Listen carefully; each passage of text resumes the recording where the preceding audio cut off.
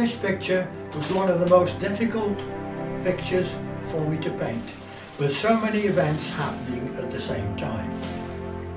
We'd set up shop on the fields close to the beach at Jailer and started operations the day before. Everything was working very well. Without stopping for the last 24 hours, we'd kept track on German aircraft activity and also the Allied bombers flying over Sicily. Our controlling officer had been killed with the commanding officer on the beach the day before by landmines. This meant that Sergeants Benny and Ted had to do his job. At this time, Ted was sleeping in the tent after a very busy night, and Benny was on duty in the ops room truck. His job was on the receiver with the PPI and doing the job, a good job, as the controller. I'd been out and about, on and off all night, checking the diesel generators and the radar apparatus. The men in the wireless operations department had been busy too, with the radio and landlines close to the temporary headquarters in Jailer and the main headquarters on an American battleship out in the bay.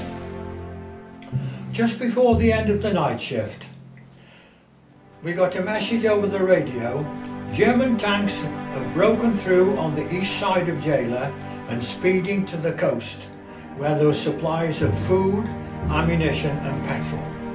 They were being unloaded. Prepare for action. Well, Benny rushed in to tell me this, and I yelled to all the men around me, get your guns and ammunition, go to Bert's tent and take more ammunition. It's going to be a hard time from now on. All the off-duty men poured out of their tents with their rifles and stens at the ready.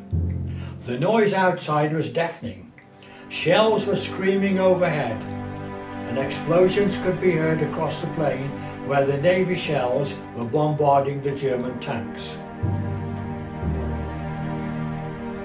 About 20 of us were sitting in the tent thinking about what was going to happen next. We are going to face the German Africa Corps. We'd all fired one shot from a rifle and thrown one hand grenade a month previous, and that was our only preparation for active service. I was the only one who'd fired a Sten gun, and that was at a sniper when we came ashore, and used up one clip of my precious bullets. In Bert's tent, all the men were busy oiling and cleaning their guns, getting the sand out and everything. And we passed around a small bottle of gun oil. It was Bert's only bottle of oil, and because it was his bottle, he looked after his gun first of all, and he got the bolt working nicely in the breech. Well, they had to get the sand out of their guns first. All this time, the noise from the guns was getting louder and louder as the tanks got closer to us. Then it happened. Bert put a clip onto his Sten gun and yelled, "I'm ready, boys, I'm ready." And he banged his Sten gun on the ground. The gun was on automatic, and the clip of bullets were fired straight up through the top of the tent, cut a hole in the canvas and broke the ridgepole. The tent collapsed on all the men. Roars of laughter and much bad language as we struggled to get out of the canvas as it fell on us. Then Benny rushed out of the ops room yelling, "Panic over, panic over!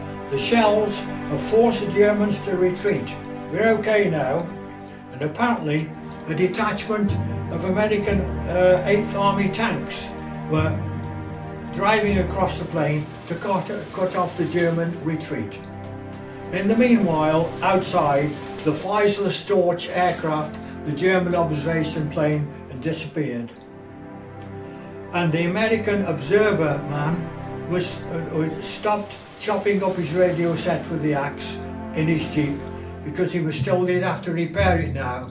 The panic was over.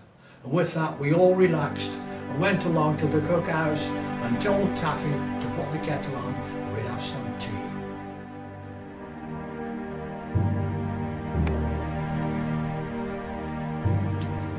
I came out of the tent with my Sten gun up the ready, looking around the campsite, I noticed the staff car had gone.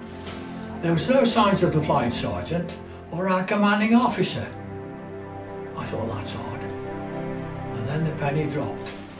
They'd buggered up down to the beach to safety to get somebody to come and rescue us.